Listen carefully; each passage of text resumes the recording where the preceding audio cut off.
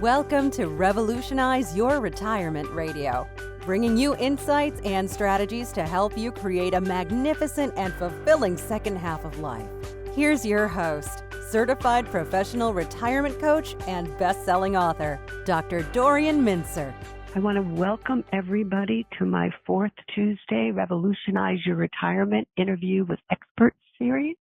I'm Dori Mintzer, owner of Revolutionize Retirement, and your host for the series, and I'm delighted you're all here today.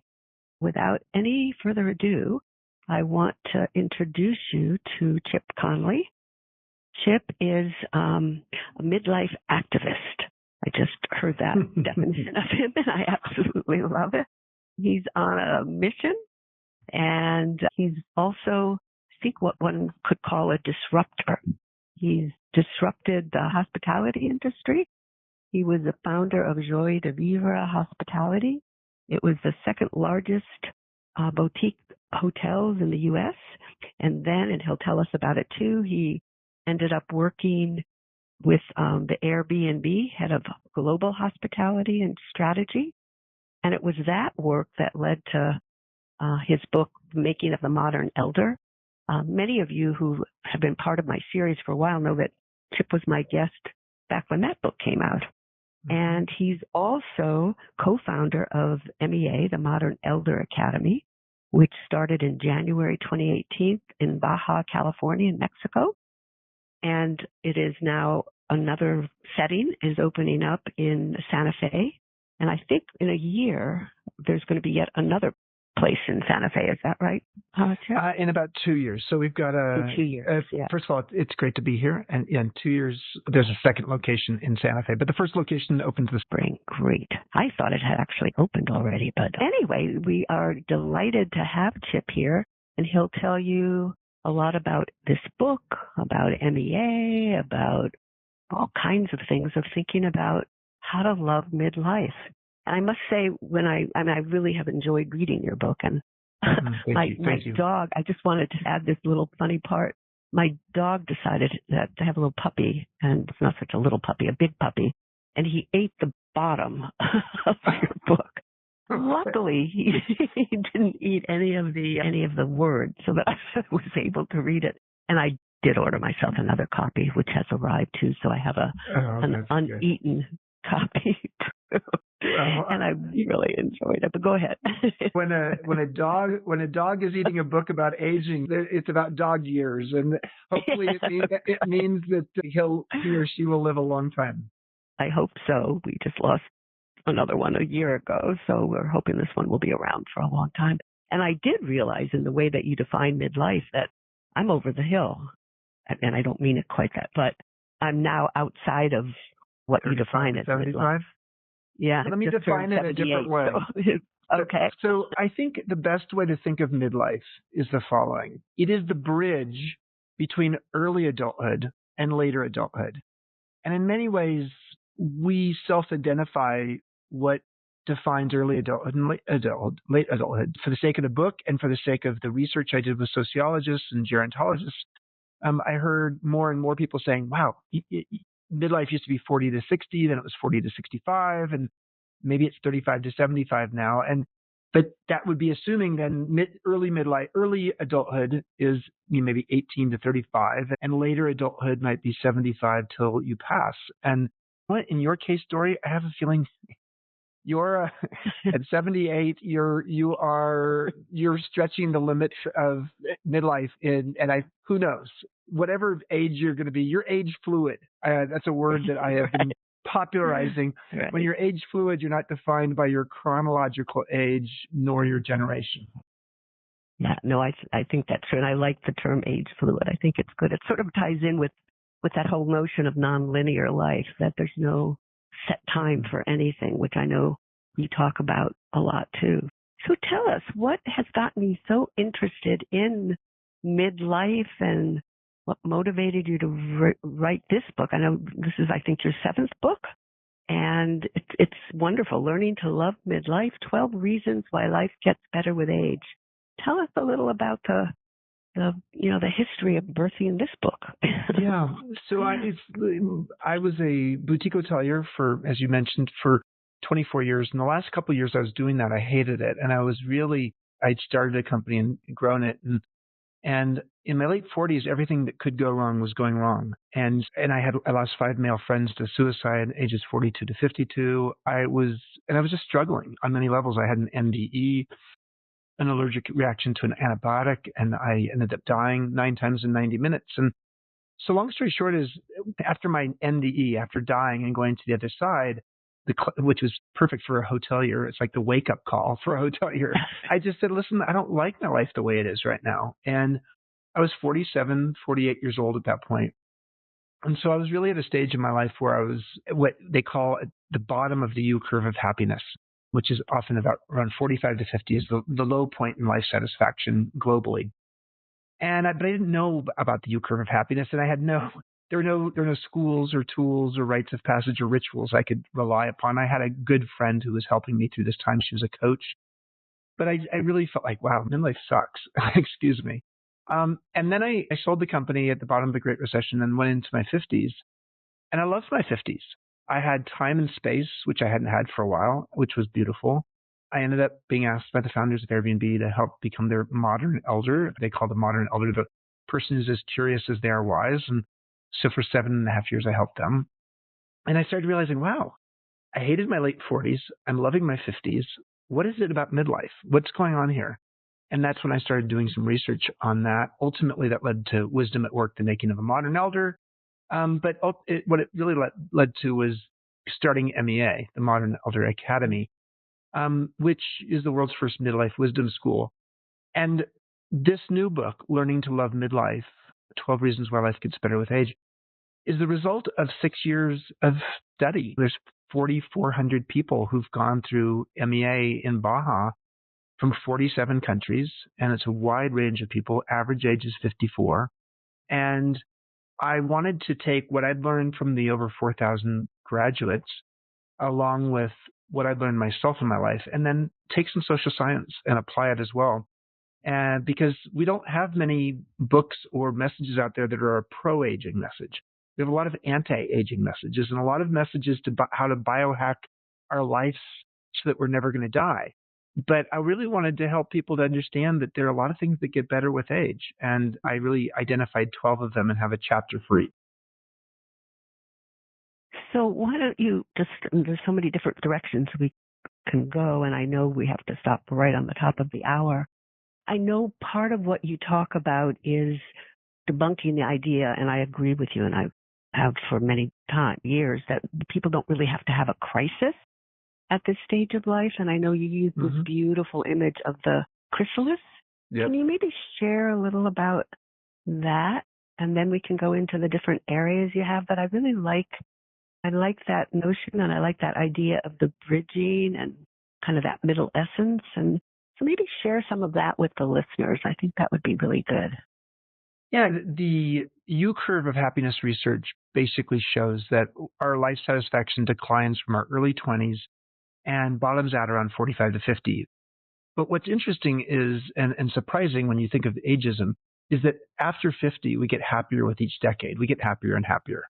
And what I was curious about was like, wow, yeah, people have some rough period maybe in their late 40s. Your mileage may vary. It doesn't mean that these are averages. But the idea that maybe we get happier after 50 was interesting to me, and I saw it in my own life. And that's when I started to think about, what if midlife was like the cocoon? It was like the core of midlife, that like what I call now the early midlife, but it's the early midlife is 35 to 50. Core of midlife is 50 to 60, and later midlife, in my opinion, is 60 to 75. Again, the ages can vary if you're age fluid like you are.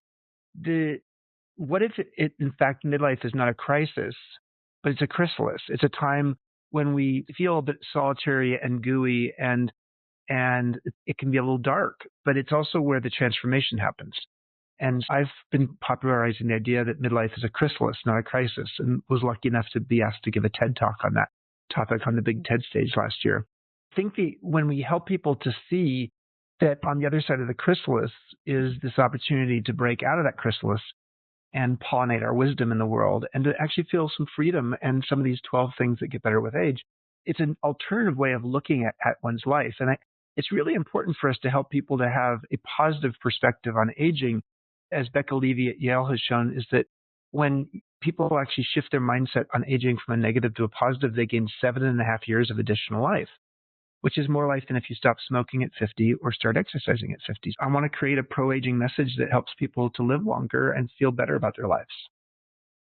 And I think that you really have, and it is very much tied into also with what you offer at MEA. So maybe let's just shift into that, Modern Elder Academy. But one of the things I wanted to say, which is interesting, is thinking about the modern elder or younger people, and you mentioned kind of the three different parts of midlife.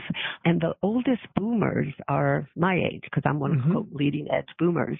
In a sense, your focus is really on the earlier boomers and millennials, like the millennials. And Gen X. Don't forget Gen X. Oh, that's absolutely true. I mean, you did it. Incredible. Intergenerational. I know. I'm an alumni of MEA, and the week I was there, the youngest was, I think, about mid-30s, and then I think I was the oldest, and then people in between, and as you said, more in their 40s and 50s. So it really is an intergenerational situation. But I also know that a lot of people who are younger don't like the idea of modern elder. They don't like the word elder. and so it's been interesting, because I think, much of the emphasis now is on you being a wisdom school, which is, I think, it's wonderful. So tell people about MEA and what a wisdom school is for people going through this midlife. Yeah, so MEA was created with the intention of helping to give people the opportunity to reimagine and repurpose themselves in midlife and beyond. Partly because we don't really have schools for people in midlife. When you're an adolescent, you have a lot of social support and infrastructure to help you through the transitions that go on in adolescence. But where is the social support and infrastructure to help you through the transitions that go on in midolescence, which is a sociological term, and is often when you're going through menopause and empty nest and parents passing away, and a lot of transitions that happen in people's late 40s, 50s, and sometimes early 60s. And we created the program with the idea that there were 4 key pillars of our program: navigating transitions, cultivating purpose, learning how to own our wisdom and understand our wisdom and what we have as value in the world that we can give away, and then reframing our relationship with aging. MEA was started for that purpose, is to help people with those 4 areas. And we have workshops every single week of the year in Baja, as well as now in Santa Fe, New Mexico, as of this spring. And yeah, the modern elder term, we use the acronym of MEA now more, partly because some people love the idea of modern elders, some people don't. It's weird. We've had people, average age is 54, but we've had people as young as 25 and as old as 88. And 1/6 of the people who've come to MEA have been millennials. So some people really gravitate to the idea of a wisdom school because they want to become wiser and they want to connect intergenerationally. And maybe they like the idea. If you're 35 years old and a Silicon Valley engineer, you're probably an elder because you're surrounded by 25-year-olds. Yeah, and I was certainly a modern elder at Airbnb. But the idea, I think, yes, the language we use to describe age is tough. People don't like aging. They don't like elder. They don't like midlife. They don't like old. They don't like senior. So we have yet to get to a place where we have come up with new language that has been adopted by the mainstream to describe this age of one's life. It's really true that people find offense with all different kinds of terms. And it's true that getting older doesn't necessarily mean that one becomes an elder or one becomes wise. Can you speak to that? Because I think it's tied into the wisdom school and tied into my senses of the transition of kind of opening ourselves to the good, bad, and the ugly of ourselves. And can you speak a little more about that? Yeah, I think society reminds us, and so does Hallmark cards. If you get a card for age 50, it's going to make fun of your age, and 60 and 70, and maybe even 40. So ageism is very prevalent. And just look at your own body as you can go into your 40s and beyond. it starts to deteriorate in front of your eyes. Yes, it's great that we can actually maintain it. I think of our body as being like a rental vehicle that we were issued at birth. And as the car has more mileage on it, it has more dings and the paint's chipping, etc. We know, and short-term memory has gotten a lot of attention lately on the political world amongst our presidential candidates. And long story short is, we know the things that get worse with age. But I really wanted to amplify what gets better with age, whether it's emotional intelligence or it's our willingness to not care about what everybody thinks about us, or it's our social wellness, how we relate to other people and become more compassionate as we age. Wisdom grows as we age. Our ability to learn how to edit and discern what's important grows with age. Our ability to see our narrative and our pattern recognition of ourselves and be self-reflective grows with age, as does our sense of maybe having some time affluence, if we're editing our life well, we have some space in our life. And finally, spiritual curiosity grows with age. So there's an awful lot of things that grow with age. And I just really wanted to use social science because I didn't want to write a new age book that everything's good about it. It's great to be an elder. And I really wanted to instead say, like, no, I want some social science in here, but I also want it to be a mainstream book. And so it's an easy read. It's you're listening to it. Like some people love audiobooks. It's only a little over a 5-hour listen, which is nice. So I tend to, in the past, I've written longer books, and I think I've learned a lesson that I liked writing a shorter book. So, yeah. And you organize it in a really lovely way to the chapters, for those of you who haven't read it yet. You focus on kind of physical life, emotional life, mental life, vocational life, spiritual life. And there's a lot of you, and you really share your story. It's like making yourself out there and vulnerable, and as this model that we all can begin to think about how we can explore it on our own. And in each chapter, you offer reflection questions that I just think is really helpful. So how can people, or what suggestions do you have on how people can open themselves or awaken themselves to this inner modern elder in them, or more into the wisdom that's in there? What would you recommend to people on how to open oneself to that? I think the key is there's a lot of exercises I suggest, but one of them in particular speaks to this idea of making sense of what you've learned along the way. One of my favorite exercises I've been doing now for 35 years, since I was 28 years old and 63 now, is every weekend I would make a list of bullet points of what I've learned that week. What were my key lessons of the week? And in so doing, I was metabolizing my experience. I think our painful life lessons are often the raw material for our future wisdom, but we don't necessarily take ourselves through a process that allows us to make sense of our lessons and ask ourselves, how will that serve me moving forward? And, that's a methodical process I've been doing for 35 years. You could do it once a month or once a quarter, or even just once a year. Instead of, in addition to doing your New Year's resolutions for the next year, you could say, okay, what were my big lessons of the last year? Wisdom is something we metabolize. And if we do it well, we accelerate our wisdom. So that's one key lesson. I think another key lesson is, how do we become a beginner over and over again? One of my favorite questions to ask is, what do you now, or what have you learned now, or have you done now that you wish you learned or had done 10 years ago? And once you think about that, moving forward, what 10 years from now, what will you regret if you don't learn it or do it now? So, having said that, age 57, 6 years ago, I started learning Spanish and started learning to surf, partly because I lived on a beach in Mexico and near a surf break. And I was like, okay, it's going to be harder to do this at 67 than 57.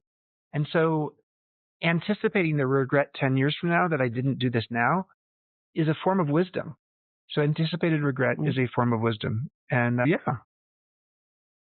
And I really like that concept, anticipating the regret. It kind of ties into, there's a question, George Kinder, who's this, financial planner, life that some people know. I mean, he posits 3 questions, but the last one which I like, and I modified it a little, and he liked how I modified it. But it's the same. It's like if you were told by your doctor that you had 24 to 48 hours to live, what would you regret not having done?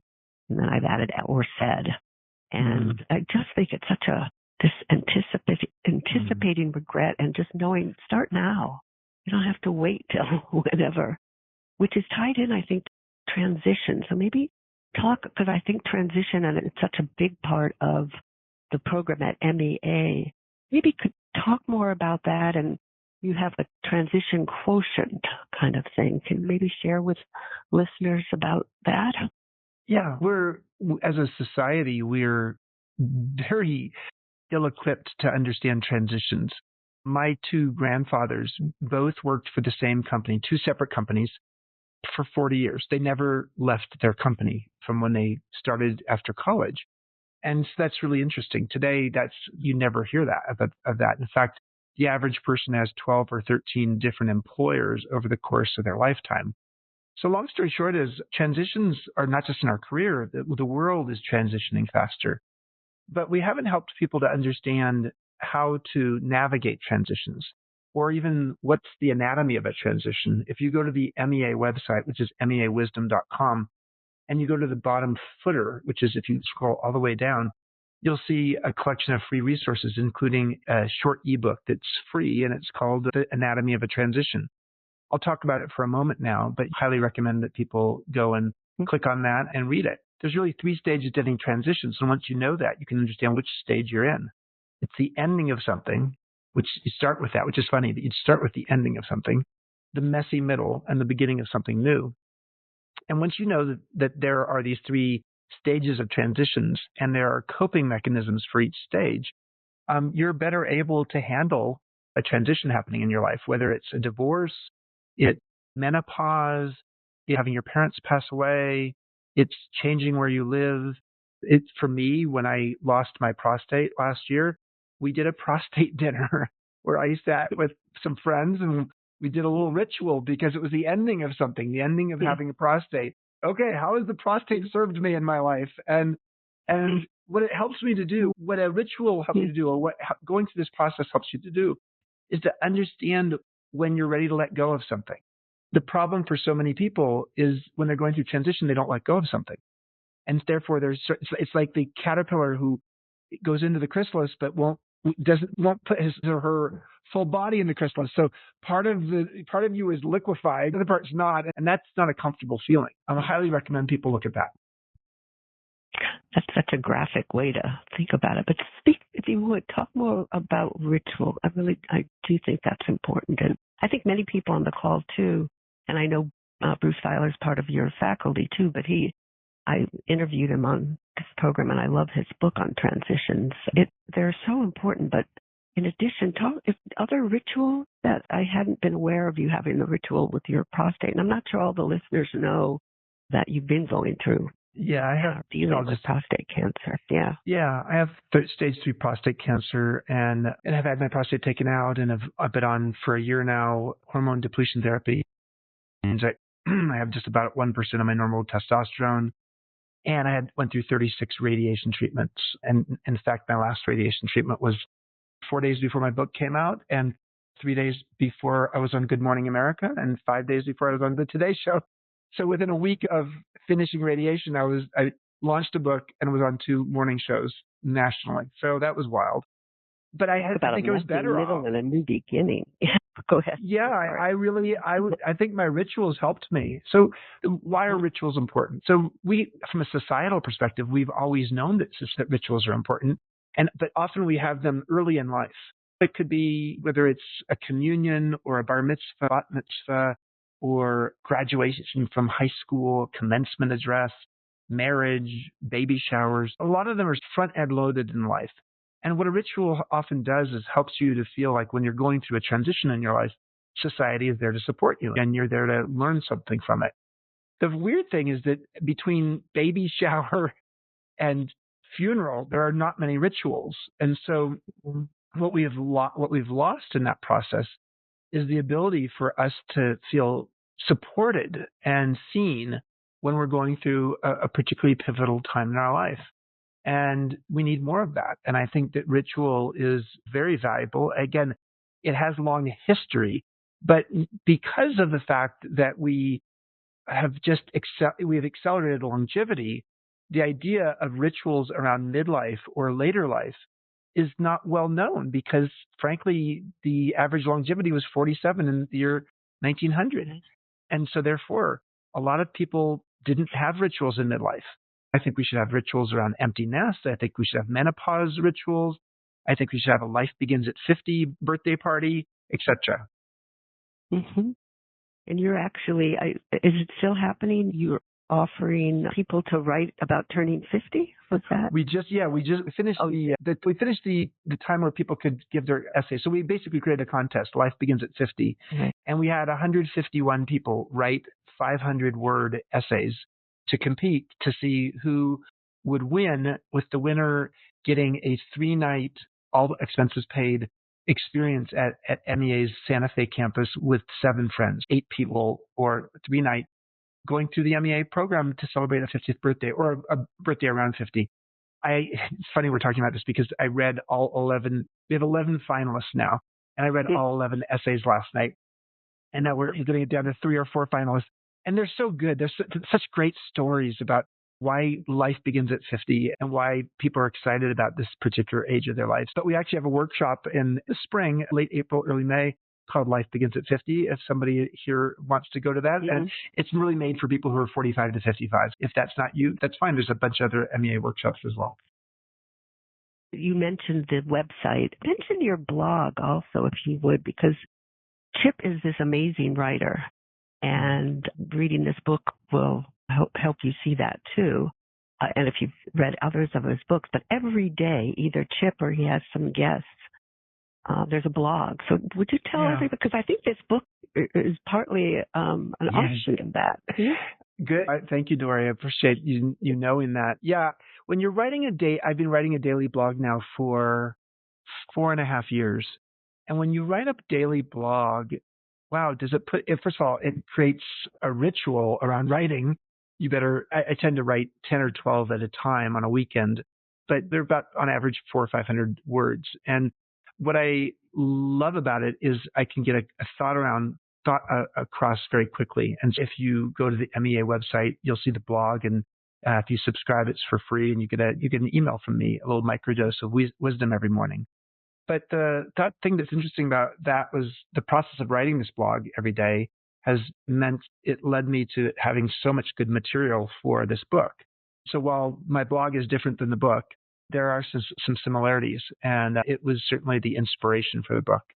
But yeah, I love writing, and when I was a kid, my dad made me feel badly about being a writer when I grew up, and so I decided to focus on being an entrepreneur and in business, and I was successful. And one day when I was giving a speech in my late 30s, mid to late 30s, a literary agent was in the audience when she heard me speak, and she came up to me after my talk and she said, "Chip, have you ever thought about writing?" And I started laughing. I was like, I wanted to be a writer when I grew up, but I thought it wasn't a practical thing to do. And she says, "You have a story. I don't know if you're a good writer or not, but you certainly are a good storyteller based upon what you did here on stage."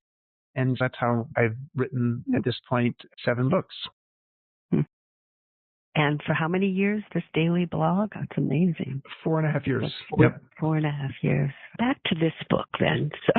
But it doesn't have to necessarily be just focused on this book. But I want to come back to sort of transition, because I think life is just constantly transitions and endings and unknowns and new beginnings. And what kind of advice do you offer people about it? Rituals, one, and maybe there are other rituals that might be helpful, but are there other things that maybe could be helpful for people around transitions? So let me talk about maybe the coping mechanisms for each. When you're ending something, rituals is, I think, really important. But for the messy middle, when you're in the messy middle of a transition of some kind, the 2 things you need most are you need social support, because often when you're in the messy middle, you're lost and maybe losing confidence because something went wrong. And friends can be really objective in terms of giving you, when you're messy middle, you're in the cocoon, it can feel dark and gooey, and you need people to say, hey, you're going to get to the other side of this. And the other thing you need in the messy middle is you need the ability to see the through line. What's carrying you through where you're going? And that's really important, because if you feel lost and that nothing good's ever going to come of this, you can feel despair. I'm a big fan of Viktor Frankl's work, and especially his book, Man's Search for Meaning.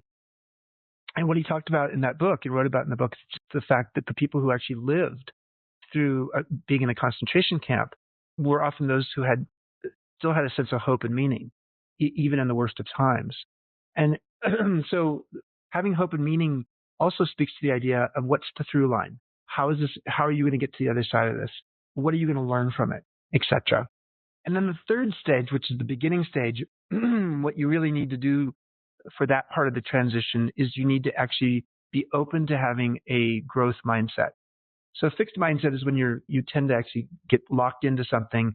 You get very obsessive maybe about your point of view, and you aren't willing to learn and improve.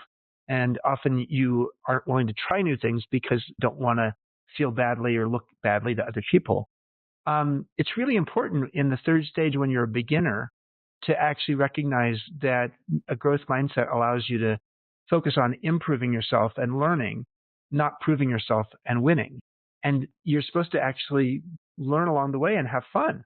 And so if you get to that third stage and you're being too self-critical and you're thinking you have to be an expert overnight, you will shut down. You'll go back into the cocoon, back into the chrysalis. So it's a really important piece is to actually say, I'm willing to be a beginner and to learn. And so that's an important part of that process. Excellent point. And I do want to remind people, and some of you may have come on late, please submit questions. Go to the event page. Chip has graciously said that a book will be sent to the best question as judged by me. So I'd love to have some questions to be able to integrate into this. I stay with the idea of fun and play. Could you, because I think so much of what you talk about in the book and MEA, it's like curiosity, engagement, growth mindset, having fun. Where does play fit into that and having fun? Can you, because I know that's a big part of MEA also. Maybe you can share some about that. Yeah. Plato said a long time ago, you can learn a lot more in an hour of play with someone than a year of conversation. I don't think that's necessarily true. If the conversation is deep and meaningful, you can learn a lot as well. But if you're just talking about the weather, absolutely true, because play brings out a whole different side of us.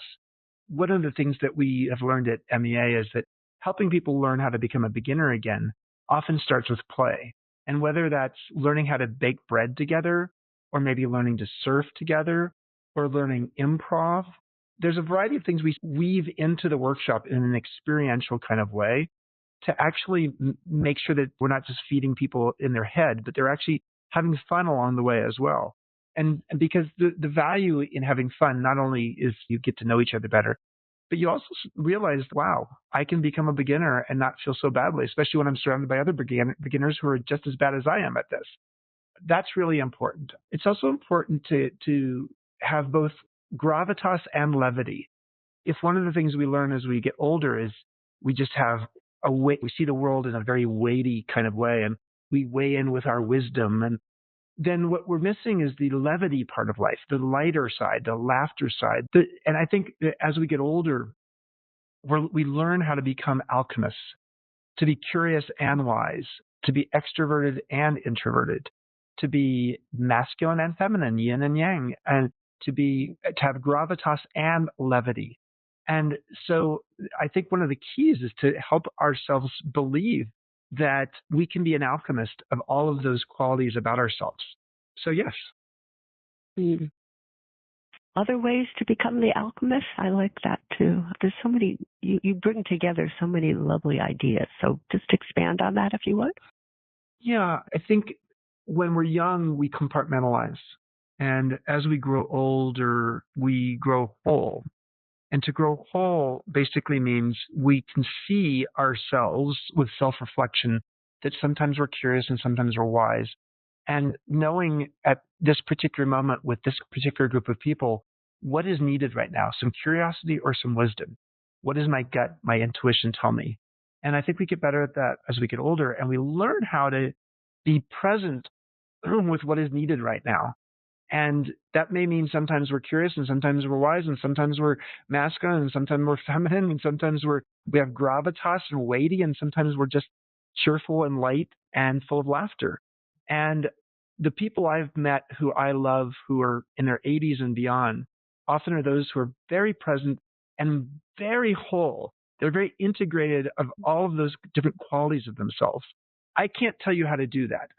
I have a chapter in the book about growing whole, and people can read that chapter. But I think in many ways it's something you learn about yourself over time. And really taking the time, I think, to reflect. And I know you talk a good deal in the book, too, about confronting some of the shadow parts. And I know in other interviews that people who've been part of my community have listened to with Connie Swag and her work. And I love Connie's work, yes. And you talk about developing our hero's journey. Maybe you could share a little of yours, as I know you do in the book, but maybe, or just even, helping people think about how to become more whole in that, how to think about our own hero's journey. So I would just say that let me take a step back. So when you're on a hero's journey, Joseph Campbell's work, you're coming from a place of believing that life is meant to be a lesson learned, and you're supposed to listen to the call to adventure. And Joseph Campbell really has 3 stages to the hero's journey. There's the default world that you're in, which means basically you're living your normal life, but there may be a call to adventure. And that call to adventure takes you out of your normal state, and you go on this epic journey, the hero's journey. And then on the other side of that, you come back into society with a whole new perspective. I deeply believe that seeing your life that way and seeing certain parts of your life that way will help you to see, even in the middle of that transition, the hardest part, the call to adventure piece, I am learning something. So long story short is my call to adventure, I have a tendency in my default state to be full of ideas. They sort of channel through me, but I feel a real need to just do something with these ideas. So the call to adventure is often, hey, I'm channeling a bunch of, like a conduit for a lot of ideas coming through me. And then I've got to jump on the bandwagon or jump on one of these ideas and do something with it. I get passionate about it. I get a sense of calling around it. And then I jump on the treadmill. And my process, the sort of shadow side for me in this call to adventure is I get obsessive about it. I get one-dimensional in my life. And there's a famous African proverb, which is, if you want to go fast, go alone. If you want to go far, go together. I deeply believe that I am really good at going alone and getting things done fast, but I'm not as good at collaborating. It's not that I'm a bad collaborator. I think I'm a pretty good collaborator, but I don't wait around for collaboration. I'm a bit impatient. And so what I need to see in my hero's journey is I end up getting ahead of people, and then I get resentful because they're behind me and they're not catching up with me. And then they feel like they've done something wrong. And then I get burned out. And I end up having to go back to renew myself. And then I come back up to the top of this sort of cycle or circle where I'm renewing myself, learning my lessons, and being curious again, which leads to the channel or the conduit happening again. So it's a pretty deep process. That particular chapter, which is all about understanding your narrative and your story. And if you understand it, you can actually leverage it much better. Carl Jung, the famous psychologist, thought that the unconscious is what sort of controls us.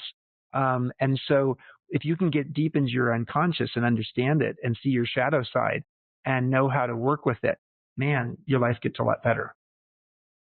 It's really true. And it's part of the becoming whole, I think, and part of what you talk about, of really being able to integrate those different parts. And it's like the reflecting back, but also the going forward, the regrets as well as the anticipatory regrets, and trying to think about how do I want to live my life.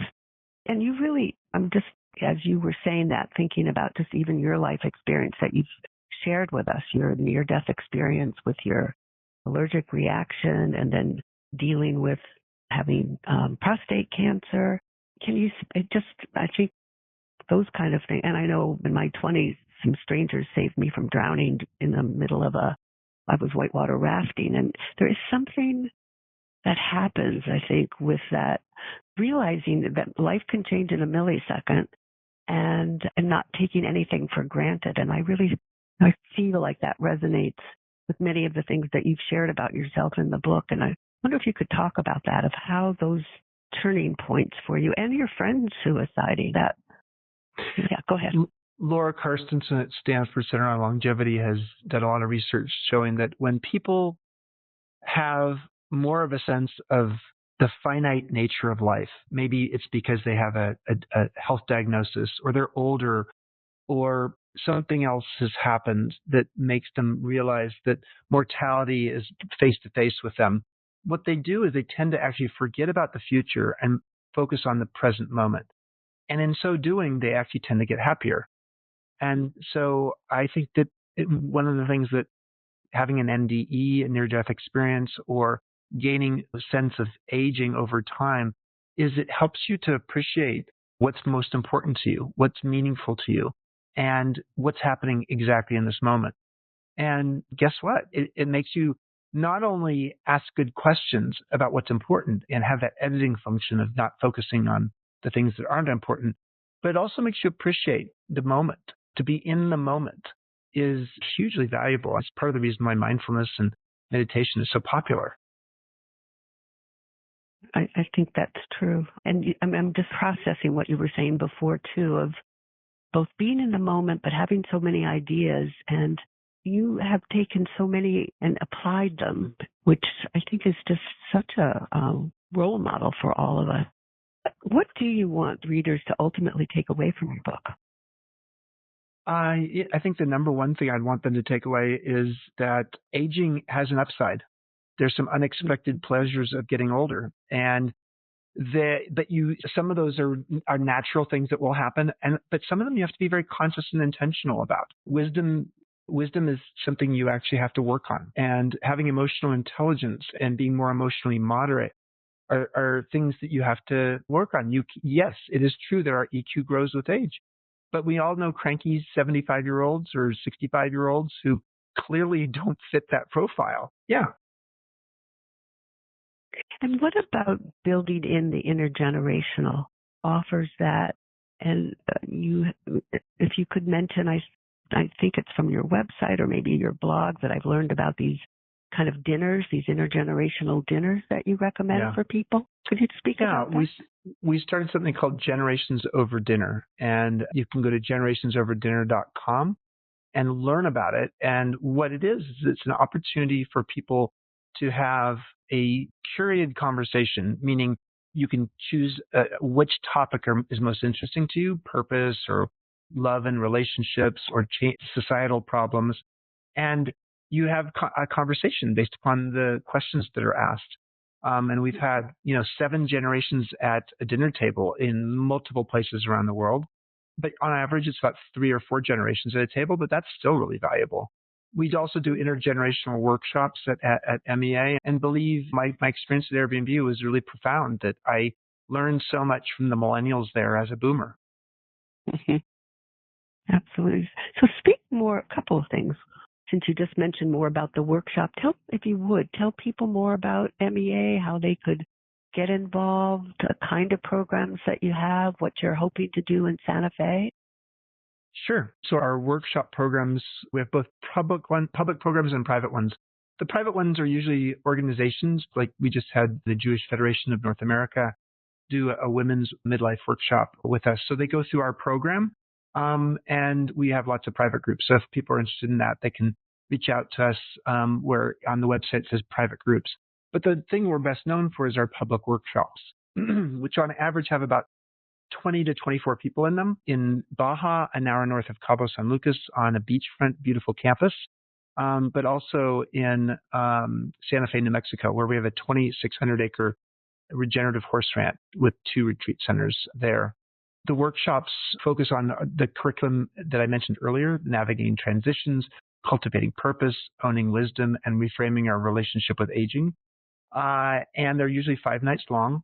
Some of them are just led by me and my co-founders and our facilitators. But we also have a lot of famous people who lead workshops. Everybody from Esther Perel to Dan Buettner from Blue Zones to Liz Gilbert will be leading a workshop this fall. Richard Rohr, the famous Christian mystic, the great writer and philosopher. Yeah, and we have financial aid available for many of the workshops, not all of them, but for many of them. And the average age of the people who come is 54, but it's people of all ages. And we have about a little over 60% of the people who come are women, so more women than men typically.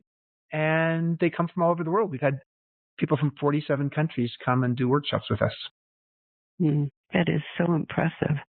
So now I want to circle back a little bit to your experience at Airbnb. You had a leadership role. You were brought in. It is wonderful, these opportunities that come to you. How did that leadership role inspire you? And how can, any thoughts on how other people might be able to get into situations like that, where you become a mentor to younger people? Yeah.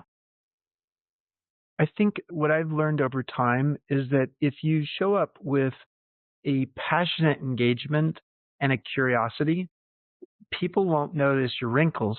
They'll notice your energy. And they'll be drawn to your energy. And so for me, that has led me to being asked to do everything from being on the board of Burning Man, with a crazy arts festival, to being the modern elder at Airbnb. So I think you have to start with curiosity and a passionate engagement in what you're doing. Secondly, you need to go hang out in the places where younger people might meet you. So that may mean finding some kind of social network or some kind of program that allows people to understand how they can access. That could be a community neighborhood organization, could be a hiking club if you like to hike. It could be some kind of social networking group for your industry. And and then there's also organizations like SCORE, the retired executive organization that regularly does work with younger entrepreneurs. Mm-hmm. Yeah, that's a great organization to be able to be involved in.